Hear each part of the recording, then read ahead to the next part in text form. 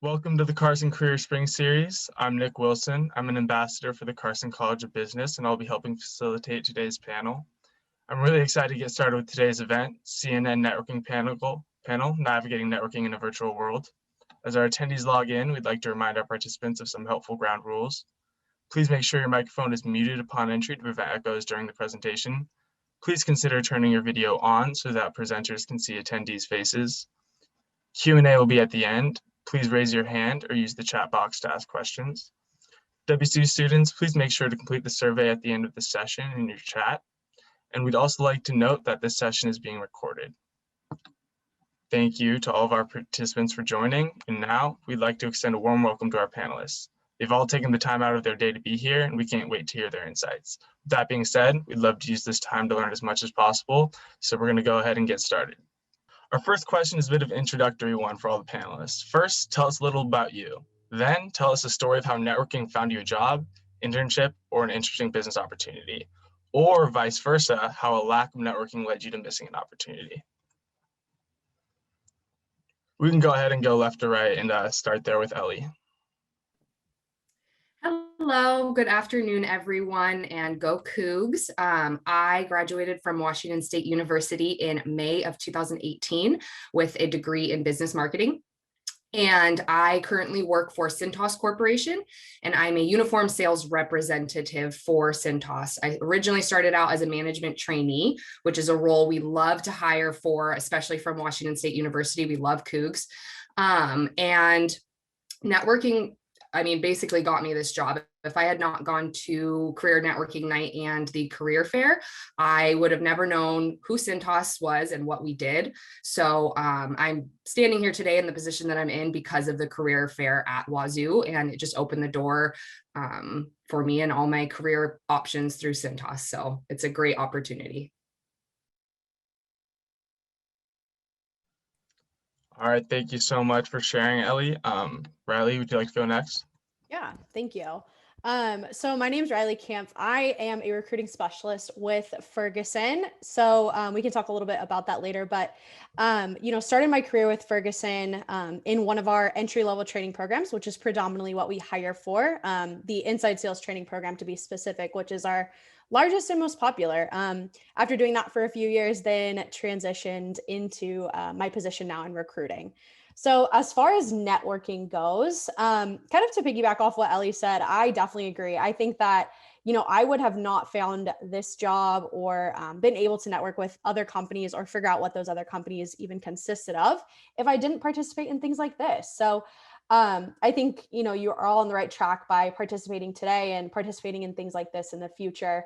I know sometimes it can be a little bit nerve-wracking, but it's important to just kind of stick with it and figure out what all is out there. So happy to be here today and looking forward to the event. Awesome, Riley. All right, Lisa, would you like to take it away? Sure. So my name is Lisa Latronica, and I'm an associate program manager at Schweitzer Engineering Laboratories in our university relations unit.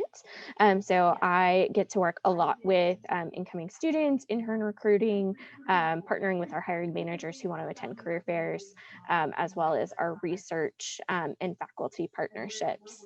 Networking really is the reason I'm here at SEL. So I made a pretty big career change. About 8 years ago, I started my career in student affairs and higher education. So I worked on 4 different college campuses, doing a variety of things, everything from working as a residence director to campus activities to being a training specialist. And I knew I wanted to make a change, and I had to rely on the skills that I had built taking one-off projects and, saying yes to those opportunities that were a little bit outside of my wheelhouse.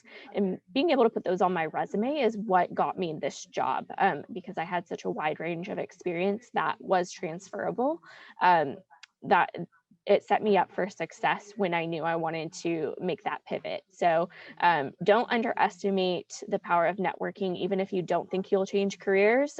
Statistics show that folks will make that change more often than not. And so even if you feel like it's a little outside your wheelhouse, definitely take into account you never know where you'll be in the future. That is a very interesting point. You'll never know what you will be in the future, so always got to be networking. All right, so Marnie, would you like to wrap it up with this first question here? Yeah, for sure. Thanks for having me. So my name is Marnie Pedic. It's great to meet everybody. I'm a Vandal alumni, class of 2010. So Palouse Pride. I'm not rooting for the Vandals. I'm definitely rooting for the Cougs. You can believe that. But I graduated in 2010 and started with Gallo. So I've actually spent my entire professional career with Gallo, which is quite unique, as Lisa was touching on. I was recruited for our sales leadership development program. I've worked my way up, just as our program is designed to do, from sales representative to manager, multiple other jobs. I've held 7 jobs in the last 10 and a half years. And now I manage our sales recruiting strategies and our current, leadership development program candidates with their mentor families and kind of retention rates. And I manage basically Idaho, New Mexico, west to the Pacific Ocean. So really cool opportunity. And when it came down to networking, like some of the other panelists, I have this job because of networking. I knew someone who Gallo hired the semester before, and I said, Taylor, like, I want to learn more. Can you facilitate an introduction? So because he worked there as a sales representative, he facilitated the introduction with the recruiters at the career fair, and the rest is history. So because I said, hey, give me an introduction, been here for almost 11 years. So really exciting, and networking truly can just open the door, whether it's starting your career or halfway through your career. So definitely networking is always going to be a key part of what we do professionally. Okay, thank you so much. It's great to hear from all of you for that first one. It's always interesting to hear about how networking led you to your career and will continue to. We'll go ahead and get started with this next round of questions. These one will be directed individually towards certain panelists. So we're gonna go ahead and get started with Ellie from Cintas. What is the one main thing you wish you would have known or that you did while you're still in college when it comes to professional networking? Yeah, so it's so tough to think of one thing, but I would probably say that the number one thing that I wish I would have known and or did while I was in college is kind of like what everyone has already touched on. Network with everyone from any business, students to business professionals, go to all those events, talk to people, and just really broaden who you know and who you can get to know. Because for me, Cintas, I had never heard of Cintas. Half of you guys probably have no idea what Cintas does. And the only reason I went to the interview is because I had a family member say, that's a great company, Ellie, you should go interview with them. And I would not be standing here today had I not just blindly gone and joined one of the best things to ever walk into my life. And I'm very, very happy and have spent 3.5 years at Cintas, or coming up on 3 years. And so I would just say, go to those networking things, even if you maybe don't want to, or you think that it's not going to work out for you, because you really never know where you're going to end up. Like Lisa touched on as well, is she had a career change, and that is something that is fairly common. And it really is about who you know, not always about what you know. So if you broaden it and make sure that you stay in touch with professors and just all kinds of people that you meet throughout your college career and time there. I wish that I would have done more of that, because I think that it can just open the door for great friendships, great professional opportunities. And it's really just a great thing to be able to network. And one other thing that I'll touch on super fast is make sure that you guys have an elevator pitch down. I know, at least personally for Cintas, that was something that I thankfully had prepared, but not necessarily a lot of students have that. And it's nothing to be worried about. It's just a little 10-15 second spiel on who you are, your year, things like that. So that's something that I wished I kind of would have had before my senior year. I really only dialed it in my senior year, but that's something that is really, really important. Thank you, Riley. And good news for all of us students here in terms of networking, coming to college and being and showing up at those events. Well, we're here right now, so we got to step in the right direction with that one. So up next, we're going to have Riley. So how would you describe successful informational interview, and what tips do you have for students to set one up in today's climate? Yeah, so a little bit on this, informational interviews is something that I do quite a bit as a recruiter. So just some tips for you guys and some things to kind of think about. So I know for Ferguson predominantly, a lot of you might not know exactly what we do. And that's kind of the whole point, is to get that more information to figure out what the company is all about. So just to kind of give you guys some high level examples of kind of what I was thinking when I chose this question. But basically for some of our entry level training programs, we have two that predominantly have to do with sales. And I know for some of you out there that are, marketing majors, are interested in that path of sales, you might know that sales means quite a bit of different things. So we have, for instance, an inside sales training program as well as an outside sales training program, which are two very different paths that have to do with sales. So when you're kind of looking through jobs, maybe that's at a career fair or just some online job postings, things like that, you might come across a job title that might not look super appealing to you. So, maybe seeing a job that is labeled as inside sales might not seem very appealing to somebody who's not super interested in kind of taking that sales path. But for us at Ferguson, our inside sales program is very much like an account manager. So it's not like a high stress sales environment. I know sometimes people aren't really looking for that. So it's not like cold calling or prospecting or anything like that. So it's important to, get that company on the phone, get that recruiter on the phone and ask them what the job is all about. You might find that it's something that you really didn't think just based off of the title. So, just take that 10, 15 or 20 minutes to talk with the recruiter. And then also when you've already chatted with them on the phone, when they see your application come through, it just helps you that much further in the interview process. They already kind of have, you in their mind, and you've already had a brief conversation. So, just as a large takeaway, I would say take the time just to kind of feel the company out if you have the time prior to graduation, and see what it's all about. Awesome. Thank you, Riley. Next, we'll move on to Lisa. Lisa, people often talk about building a professional brand. How does my personal brand figure out into all of this? Is it more or less important in this virtual world? And what brands do employers look for? Yeah, so when I think about a personal or professional brand, I think the most important thing for folks who are building that is to be true to yourself. Recruiters can see it pretty quickly right through if you are not being authentic. We talk to a lot of people, and I'm sure the folks who are also on this call could tell you they know pretty quick if you are trying to paint a picture that isn't true to your professional experience or to your personality. And you don't want to portray something that isn't true to you, because you're ultimately probably not going to be a great fit in that company, and then not be happy with where you're at. So being true to yourself is definitely a big piece.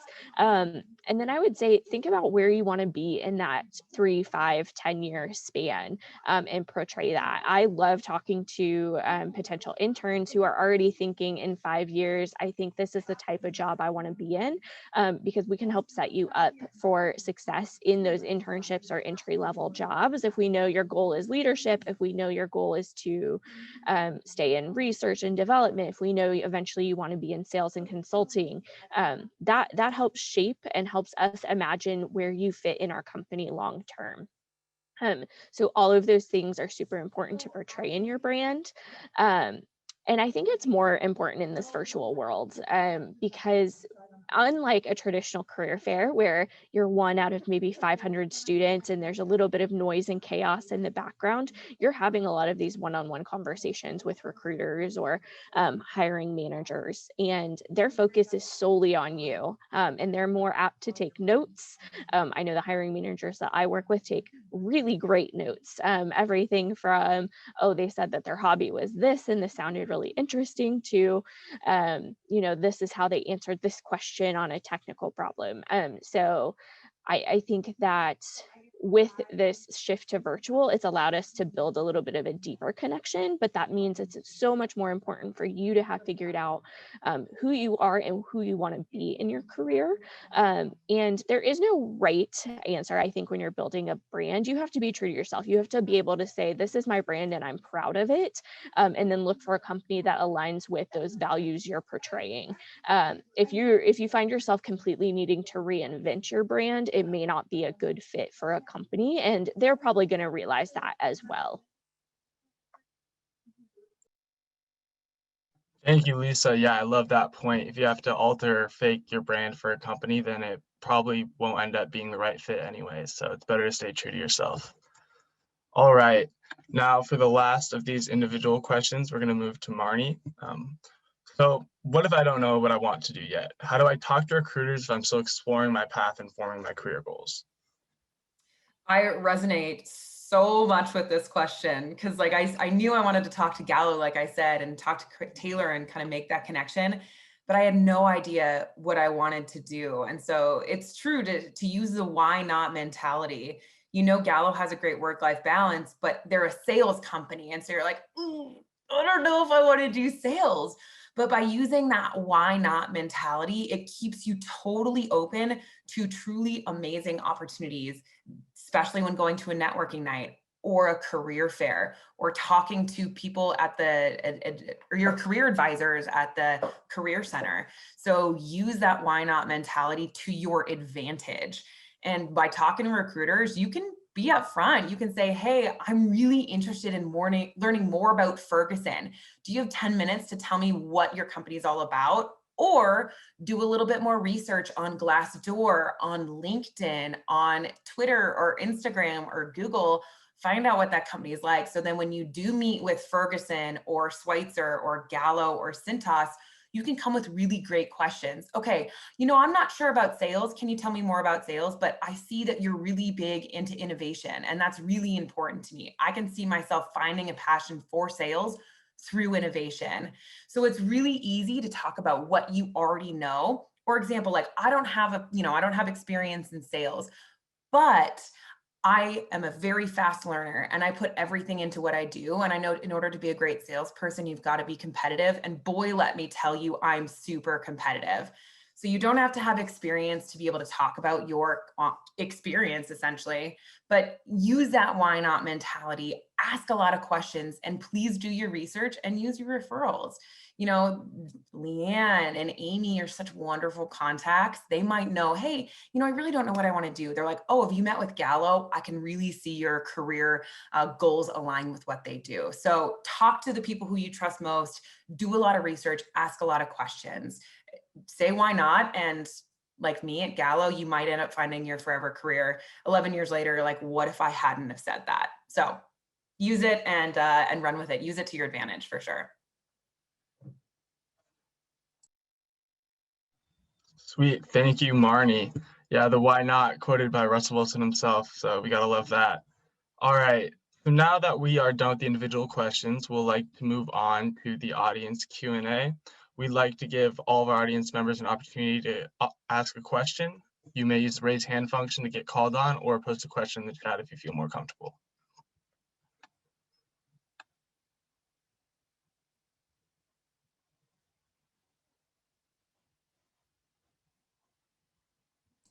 Come on, y'all, don't be All shy. right. Looks like we've got a raise hand here with Caitlin Hall. Go ahead and. I was wondering, I've used Google and Glassdoor before with prep to get ready for an interview and just researching companies. How accurate are they? Like, how much should you take the words that people post like with a grain of salt, or like that's the actual experience of the company? When it comes to Gallo, you can truly take it as like, that's what it's like. Because, you know, people can review it who work for there, but then you can also get people who interviewed there that can give you good advice that maybe didn't get the role. So I think every company might be a little bit different. That's a really great question, but I trust in the process in Glassdoor. And so I lean in and I say, yep, that should be how it is. And then if you come up with a question, get the interview, you can also ask the recruiter, or ask who you're meeting with, say, hey, I saw this on Glassdoor. Can you please expand on that? Not only does it show you did your research, but then you get more clarification as well. Thank you.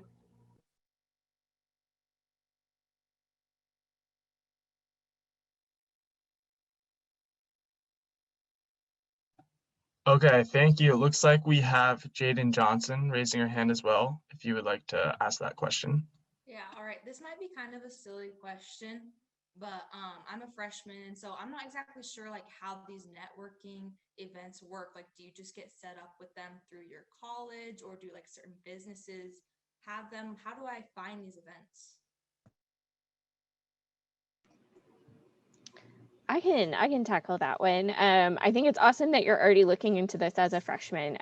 That's a huge step. The earlier you get in with in the groove of networking, the better. I think you can find networking events a wide range of things. So Handshake, I know WSU uses that, is a great place to look for it. I know SEL, we post internship panels or company hosted events on Handshake. So you can find other companies that are doing that as well, and attend those events, or connecting with your college or career services is going to be a great way to be plugged into that as well. Actually read your emails. I know that that's hard for students. You get inundated with a ton of information, but even if you set up like a flag or a folder for those career emails, either from career services or from your college specifically, and then go through once a week and see, are there job postings, are there event notifications, and put those on your calendar. Those are all great ways. And then ask your peers. If you're in a class with upperclassmen, ask them where they go to networking events, or where do they find that information. There's really no wrong answer. And yeah, it sounds like you're already kind of navigating some of that by attending an event like this. So just keep doing what you're doing, and like I said, you'll stumble upon these in the strangest places, but there's a lot of ways to get connected. All right, that's super helpful. Thank you. Yeah, and just to add on to that as well, Carson College offers a lot of resources events such as this one in the spring, but we do have running fall series as well as some networking events throughout the year. I went ahead and I dropped a link just to the business school website where it lists some networking events and some networking clubs and whatnot, if you'd like to look at that. All right, looks like we've got a lot more questions coming in. So we'll go ahead with Leanne. What really makes someone stand out to you in a networking event? I can go ahead and answer that one. For Cintas, I mean, it's a little bit different navigating the virtual recruiting world. I think everyone can probably agree with that. So I'll kind of touch on in person, because hopefully, in 2 or 3 years, I don't know how long it'll last, we will be able to interact with students in person again. But in person for us, we were really big and are really big on just how you hold yourself. And when you come up to the booths, or even in the virtual setting, if you're attentive, if you are asking questions, you can instantly tell when you have a student come up to you and they're not really paying attention and not really there. And you can see what you're saying is going in one ear and out the other.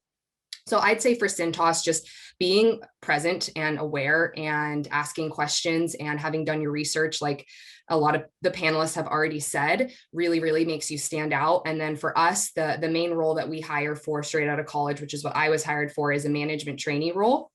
And it's a 2-year program where you get to see all aspects of our business. And then you go into a role that was best suited for yourself. So right now I am in outside sales, and eventually we want to create future general managers and executives of our company. So leadership and having leadership skills is a really big one for us. So, talk about that and make sure you touch on that, even if you were just the group leader for group projects, the president of a sorority or fraternity, things like that are really big, at least for Cintas.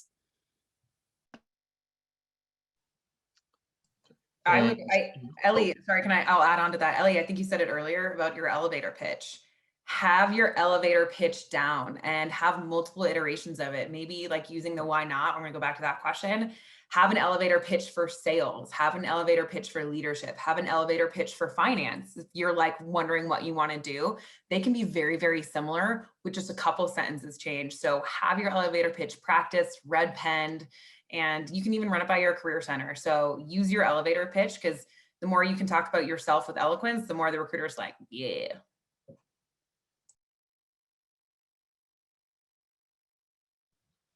Thank you so much. And it looks like Audrey has had her hand raised for a while now, so we don't want to forget about her. Audrey, if you'd like to ask your question.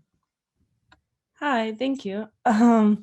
I was just wondering, a couple of professors I've had have mentioned before how having a blog or something like that where you can write about things you've done as a student, things you've done, like you said, in leadership positions, stuff like that, and having it on your LinkedIn, having it on any kind of or handshake or anything you have like that, to where you can show employers, what you can do, writing capabilities, everything like that. I'm like heavily considering having one of those. When you see that on a LinkedIn profile, or you see that on a resume or anything like that, how does that not necessarily affect your decision, but what do you think when you see that?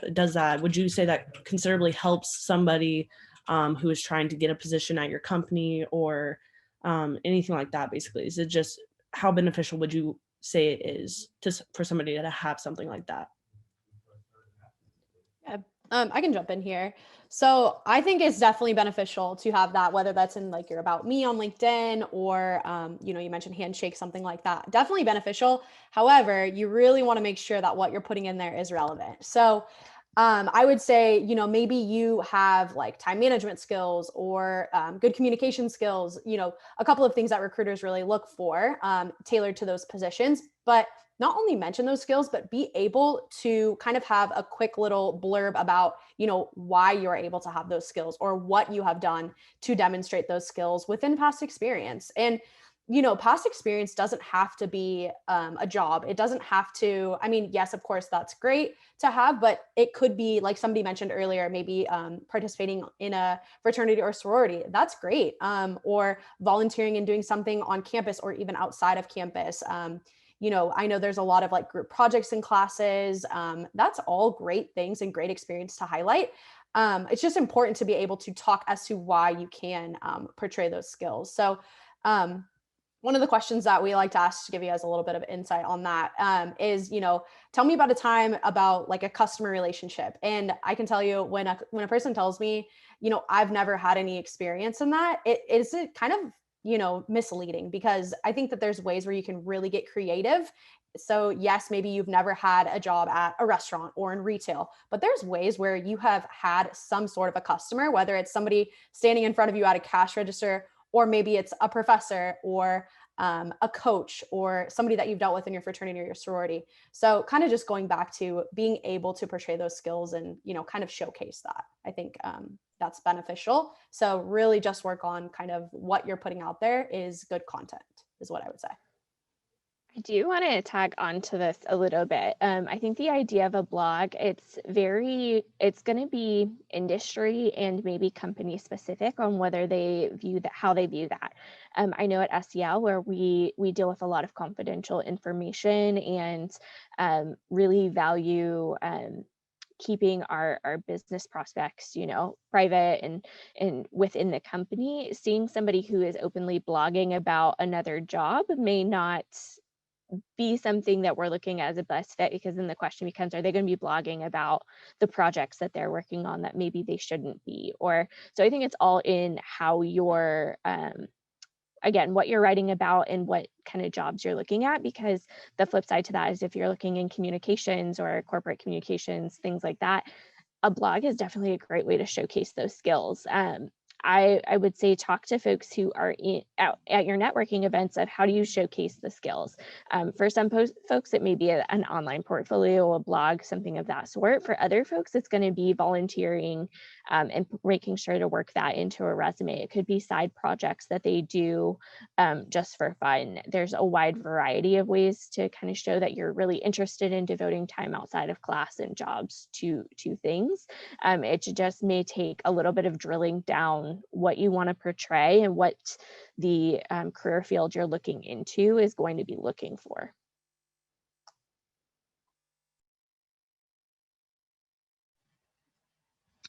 Okay, thank you. And it seems like Taylor Phillips is raising her hand as well. Taylor, if you'd like to ask your question. Yeah, thank you very much. I was just referring back to when they talked about how in interviews, you sometimes run into those sticky questions about customer service interactions, or why, like showcasing your time management skills and that. I work in the foods industry, and I would like to kind of get an idea of how you guys would go about that question about customer service, because I know sometimes it can come off in the wrong way, or I don't know. I just wanted to see if you guys have an example that you could represent for us. Yeah. So happy to jump in. I'm sure some other people want to weigh in on this as well. But Yeah, so obviously as a recruiter, we don't want to hear like any kind of bad, like negative kind of remarks against a customer. That's obviously not something that we do in customer service. So, yes, I think all of us in customer service know that sometimes customers can be very difficult. That is just reality, and that's just kind of what we face. So really what I look for specifically, and like I said, others probably will want to weigh in on this as well, but what I look at specifically is, yes, the customer is difficult. Tell me about what happened. Tell me about the time. And then also tell me how you specifically were able to resolve it. So, not necessarily looking for like, oh, I went and called my manager, because that's not really showing, what you've done to resolve the problem. So, we get it. We understand. We've probably all done these roles that we are interviewing and hiring for. So we understand where it kind of comes from, especially in that customer service role. So, take that positive approach on it, and, really be able to tell us what steps you've taken and how the customer's, maybe difficult situation was resolved. And, hopefully it's something that you were able to fix for them, and, let them being happy and, essentially coming back. So I'll let some others, I'm sure, weigh in on that one as well. Yeah, absolutely agree. I was gonna say it's a great time to showcase your conflict management skills. There's always gonna be conflict. So use the STAR method in answering, situation, task, action, and then the result is really important. So how a lot of I statements. Now I call my manager, exactly, Riley, but I was able to take a step back, listen, assess the situation, and then approach it using X, Y, and Z. So it's a really, really awesome way. Especially if you're looking for a job in customer, how to talk about your conflict management, whether it's with a teammate or a group project or customers are group projects. So like we said, you don't have to necessarily have food service, but always look on the positive. If you do want to say this was bad, pro, con, pro it, put it into that positive answer and just use it to your advantage and make sure you're giving that I statements with results at the end.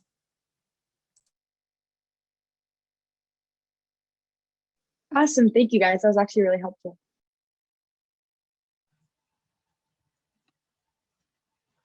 And I'd like to remind people, if you use the raise hand function, please click it again to take your hand down after you're done answering your question, so we can keep that list updated with new people and fresh questions. Looks like we have some more in the chat though. So what are some specific differences between an in-person and virtual interview, or networking rather than an interview, that students should be aware of in order to make the best impression possible? Sorry, Ellie, go ahead. I was just going to say that, these might seem kind of obvious, but you would be surprised at what I have personally experienced and seen. But as far as virtual interviews or virtual networking versus in person, just make sure that you limit the distractions. And we all understand you may have dogs, you may have roommates, you can't always control those situations, but if you can, and you have an interview and you can prep for it, just try and make sure you limit, close the door so a dog doesn't come in, let your roommates know, that kind of stuff. It can be very disruptive for you as well. And you could be in the middle of answering a question and kind of lose your train of thought. So I'd say that's probably one of the biggest ones, is just make sure that you are aware of your surroundings. And then we like to call it like owning your square or your rectangle, and make sure that, you're dressed professionally, you don't have a lot of distractions, as I mentioned before, and that you have, preferably internet, but we all understand that sometimes it can crash and things can happen. But other than that, I would say for us, it's pretty much the same. Just bring your personality and be ready to talk about yourself. Absolutely agree with what Ellie said. And if those distractions do happen, do not let them take you out of that interview. If the dog barks, if the doorbell rings, don't be like, oh my gosh, I'm so sorry, and then totally fall apart at the seams. You can kind of turn it into a human moment and say, work from home life, I'm so sorry, let me remove the distraction and I'd like to get back to the interview. So turn it into that moment, say, you can make a joke about it. Don't let it totally ruin your space. You can take it and acknowledge it and then move on from it. That's the important part, is moving on. So just limit it as much as possible. But if it happens, because it's bound to happen, take it in stride and turn it into a human moment. Additionally, I think eye contact is really important. We all have like crazy setups. Maybe you have your phone and you're taking notes. Maybe you're looking at another monitor over here, and or maybe, you know, the box is over in the bottom corner, but as when you're listening, you can look down at, you know, who's talking, but as you're answering, as you're speaking, look at the camera. It's really tough to do virtually. I think we're all getting a little bit better at it, but or if you're like over here and you're taking notes on your phone, just say like, hey, I'm going to take notes on my phone. I'm clued into your interview. I'm clued into this networking night. I just prefer my notes digitally. So say it up front, but try to focus on that camera versus another monitor or looking elsewhere. So that kind of takes that eye contact and makes it a little bit more personal virtually.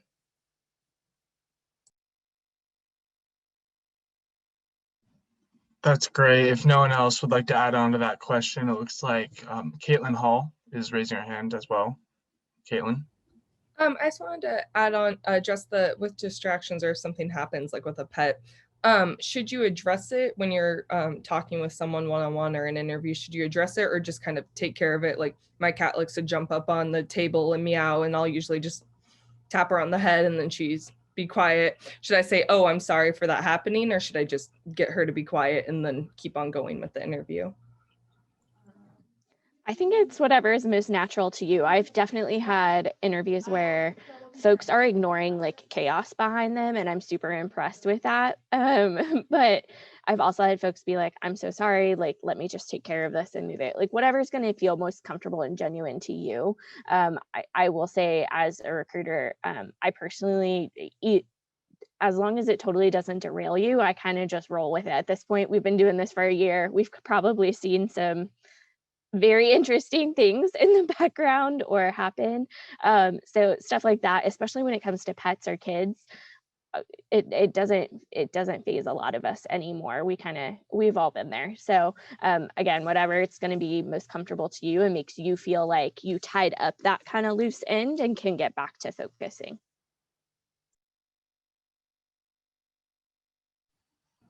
Thank you. Yeah, we got to be careful about those pets, the dogs. They go wandering around a little bit too much sometimes during the interview, but that sounds good. All right. So for the next question here, with the realization that any good relationship is a two-way street, how can a student be a good networking contact? What could a student offer to seasoned professionals?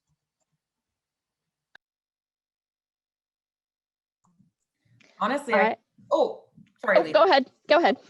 I was going to say, a lot of times students have their thumb on what's happening, who they know, what campuses to be involved in, or like what groups to be involved in. Hey, have you heard of Net Impact Club? I think it really aligns with what you're doing. So as an employer, I look for students to like keep their thumb on what's going on campus and then inform me, or like, hey, Handshake is a great platform. Have you heard of this? Have you heard of that? Like, I'm not a technology guru. I don't, I've not been on campus now for a year and a half.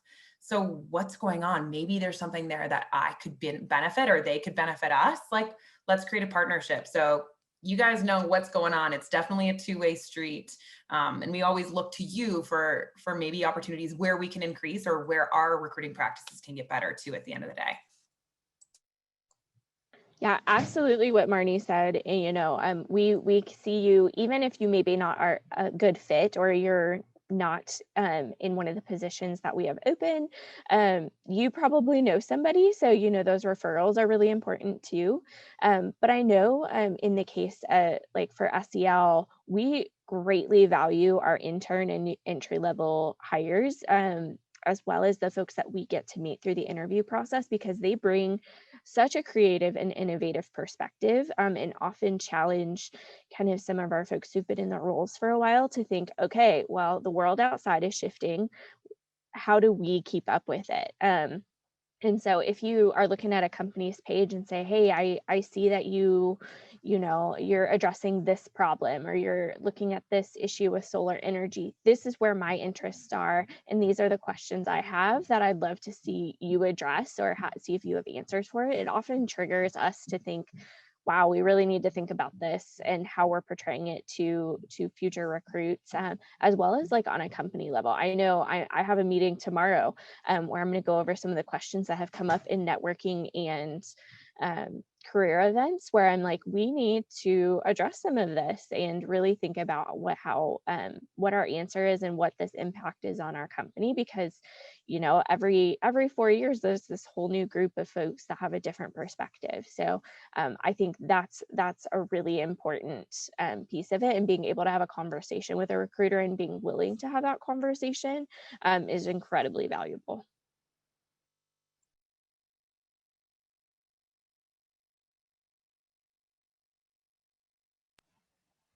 Thank you. Okay, here's a fun one that us Cougs would like to hear about. So what makes Carson Cougs stand out specifically to you as recruiters? Are there any defining characteristics that you guys see across the board with us? I think as far as Cintas goes, it's not necessarily just the Carson Cougs. We will hire any major. I have some coworkers that were biology majors and now they're, working for Cintas and they're in sales. So for us, we just love to hire Cougs because Cougs are a really great culture fit for Cintas.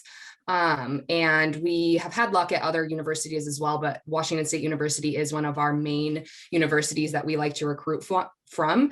And I think it's just because the culture at Wazoo is so unique as well. And I know all of you know what I'm talking about. You go on the campus and it's just different. It's not a commuter college. It's not, a super big campus, but it has just this pull to people. And so I think that for Cintas, at least, the type of people that Washington State University has for graduates is something that we love. And like I mentioned before, just leadership, having experience, having the STAR process, like Marnie mentioned, is super big, specific examples, not generalizations. And we just have had a lot of luck with Cougs. So. Yeah, I'd like to kind of go off of that a little bit as well. I think the culture is a really big thing for sure. And that's something that tends to fit in with Ferguson as well as Cintas, and I'm sure the rest of you. But I would say another big thing too is a lot of our training programs, because of the products that we sell, are very hands-on.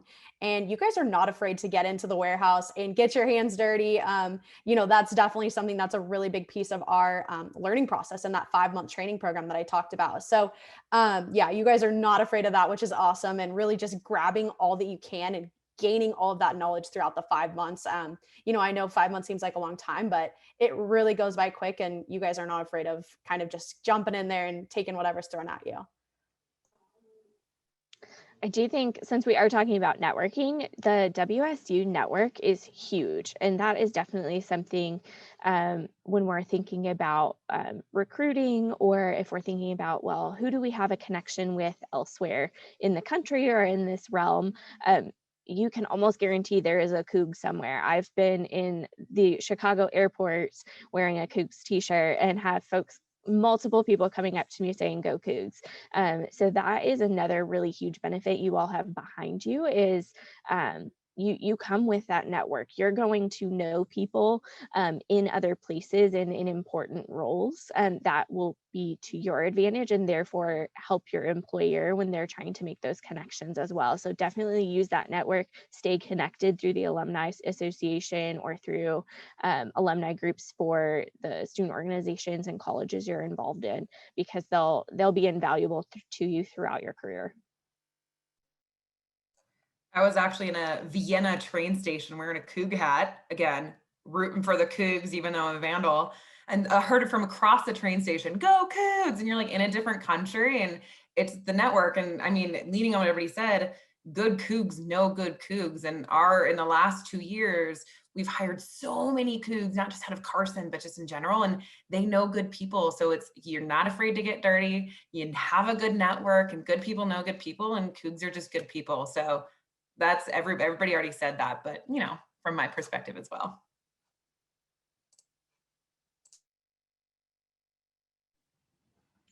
Great to hear. Okay, another question we have is revolving around internships. So how important are internships, and do paid or unpaid look different to employers, and are certain internships preferred? I get this. Oh, sorry. Nope, you up, girlfriend. Okay. I get this question a lot. And I think especially in the last year where internships may have gotten canceled or moved virtual or, those experiences have shifted. Um, what I've been telling folks is as long as you have experience somewhere. So maybe don't focus so much on like, oh my gosh, I don't have a year of internships or the only internship I could get was 6 week virtual. Focus on what you learned from that. So even if it's not a formal opportunity, so something that came up in a interview recently was this student built a robotic lawnmower for fun with a neighbor to solve this problem. And that was on their resume. And it hit a lot of the skills and transferable things that we're looking for, showing initiative, having that passion for what they're working on, being able to problem solve. And they were showing some technical skills there too. That ended up being like such a huge focus. And the hiring managers love talking about it because they're like, oh, that's really cool. And you're still showing off the fact that you've learned these things. An internship is great and absolutely can give you valuable experience in learning professional culture and all of that, but it's not the only option you have for gaining experience. So again, take advantage of what you do have in front of you. If you're having trouble getting an internship, or maybe you're not able to because of COVID restrictions or limited opportunities, we know that that's what's going on. Find other ways, attend a conference, work on a side project, or volunteer with an organization. Do something that shows that you still care about your chosen field and putting in that work. 100%. You don't have to have an internship for a lot of the roles that we hire for to get the job. However, if you do know that you want to go into sales or you want to go into engineering and you know kind of the roles or the job responsibilities that you're hoping to have post-grad, any experience you can get, whether it's an internship or a job to kind of showcase those responsibilities is great. If you can't, talk about your experiences, but if you know you want to go into sales and you can get a sales internship, when I ask you the sales question, tell me about your most proud sale, you're like, yes, here's my specific example. Here's what I've done. Here's my STAR method. So if you know you want to do something, totally opposite of the why not mentality, if you know you want to do something, try to gain experience, but it's not necessary. If you don't have sales experience and you want sales, you can talk about it in other ways. And, creating an electric lawnmower, by the way, can I get one of those because I could use it? Just saying.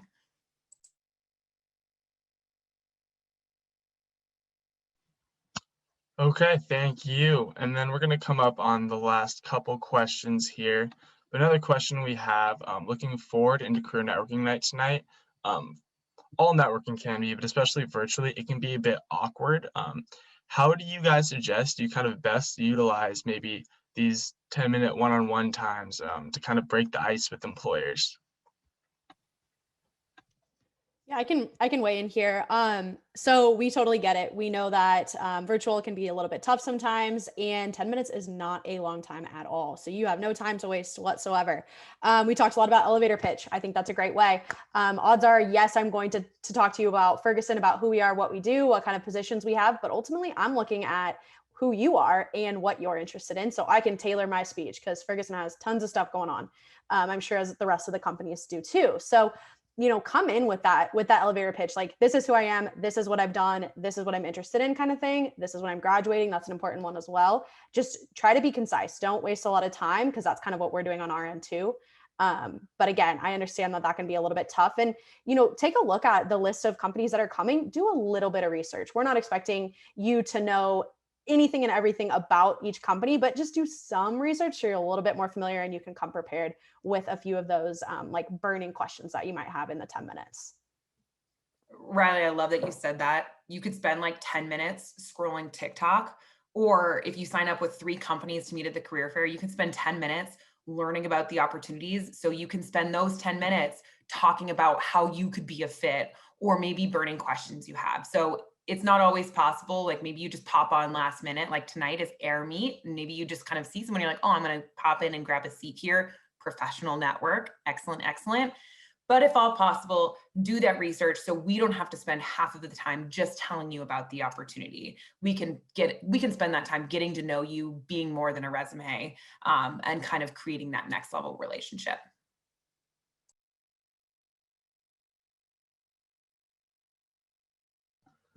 Thank you so much. And then kind of on that same thing, building off that initial time that you speak, what's the importance of follow-ups in networking and how do you do it effectively and appropriately? I think with any of your follow-ups, be intentional. I'm sure the recruiters here will also acknowledge that we get a lot of emails and a lot of LinkedIn messages. Don't take it personally if we don't necessarily respond to you just saying, hey, thank you for meeting with us.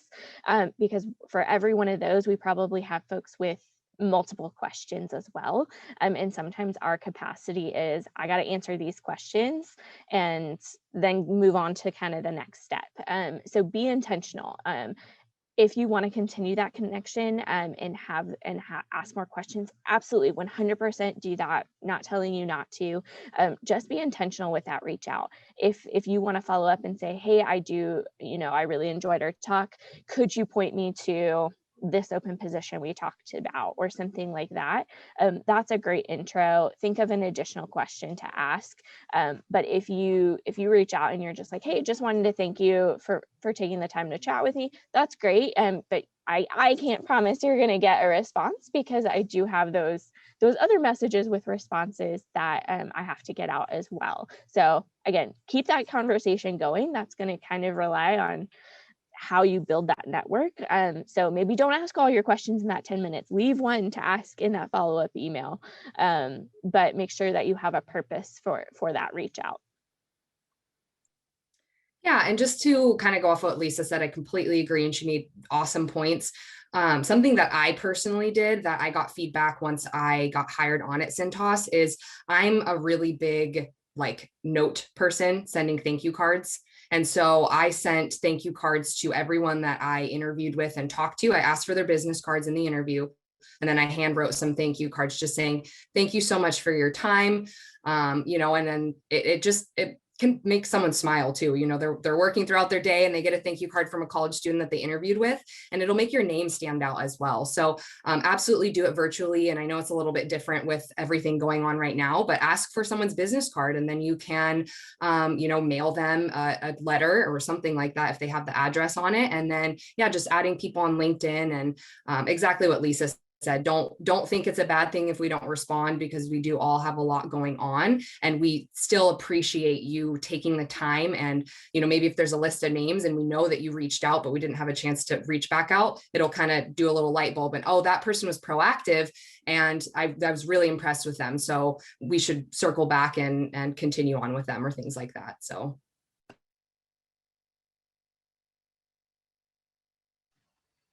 Great, thank you so much. That's all very important insight we can take into Career Networking Night and throughout the season in the job and internship search. We're about running low on time here, so we're going to go ahead and move on to the last question, which will be directed at all panelists for about a minute each. What is the top thing you hope students can take away from tonight? I'll kick it off. Make it pretty general and pretty easy. Use your resources. Coming to events like this, going to the career fair, talking to the career center, your advisors, your professors. There is not a single time in your life that you will have this many amazing resources at your fingertips. Have them look at your resume, check for spelling errors, check for formatting opportunities. Use your resources. The amount of times you can practice, practice makes perfect. Talk about the STAR method, sign up for panels. You're just going to be more prepared to enter the workforce, to network. This is networking. Use your resources. And Washington State has some of the best resources. Guys, I cover New Mexico, Idaho to the Pacific Coast, and Washington State has some of the best resources I've seen. So please, for me, use them because they are so, so, so good and they're here for you. So use your resources. Yeah, just to add on that, something that I think I didn't fully understand when I was a student, and that I hope all of you guys take away from all the events that you do, is employers need to hire people just as much as you need a job. So I know that it can be nerve-wracking, and I know that it can be scary and maybe out of your comfort zone, but try to just go and have confidence and talk to everyone, because like Cintas and Ferguson and SEL, and we all need new hires as well. And we all want that new talent. So we are equally sometimes as nervous as you guys are, because we want to find good fits for the positions that we're trying to hire for. So if you take away anything, just know, take a breath, calm down, go talk to people, because we were all in your shoes at one point as well. And it's really a great resource and opportunity to, like everyone has said, just expand your network and meet all sorts of people. Even if it doesn't work out, you get interview experience, you get experience talking to strangers. There's so many things that you can take away. So just try not to be nervous and make the most out of all the conversations that you have. I would say, along with having confidence, kind of what Ellie was saying, was it can be really nerve-wracking because you have this pressure to find a job, find an internship, find your perfect fit. It's actually okay if you don't too. Finding out where you don't fit or what jobs you don't want to be doing is just as important. So my hope is that tonight you learn one thing, whether that's you learned, hey, I might be interested in sales, or I didn't realize that this engineering company also had business positions open. Or it could be, I learned I don't want to be doing this. That sounded like my worst nightmare of a job. So even if you walk away and you're like, I didn't like any of the companies I talked to, they didn't seem like a good fit, none of those jobs seemed interesting, that's still a win. You're still narrowing that field down. I know for me, my graduate degree is in art. I'm not doing anything with that, but as a student who attended career fairs, I was often like, I have no idea what I want to do. Nothing sounds appealing. But I kept going because I knew at some point I would find something that struck my interest. So if you're in those shoes, that is totally okay. Still have confidence walking in there. Be confident in knowing that what you want to be doing is right for you. And it's okay to walk away and maybe not be as impressed as you wanted to be. Yeah, I'd like to just jump in. I know you guys have mentioned a lot of good points and things that I was going to say, absolutely. And I know we're also almost out of time, but I would say the biggest thing is do your research, go in, figure out what companies you're interested in, but also to some of your guys' other points is, talk to companies that you've maybe never heard of. That is definitely what happened to me. I knew absolutely not a single thing about Ferguson until they came to my campus, knew not a single thing about construction. And when they said, a lot of what we sell is bathroom and plumbing type stuff, I was like, there is absolutely no way that's happening, but here I am. So that's a big takeaway. Also, too, another thing is, yes, these are kind of like mini interviews, or maybe later on down the road, you're getting an interview, but you're interviewing that company just as much as they're interviewing you. You spend just as much time with your coworkers and with your company, if not more, than you do at home with your family. So culture fit is a huge thing. Make sure that culture is right for you, and that's somewhere where you can definitely see yourself.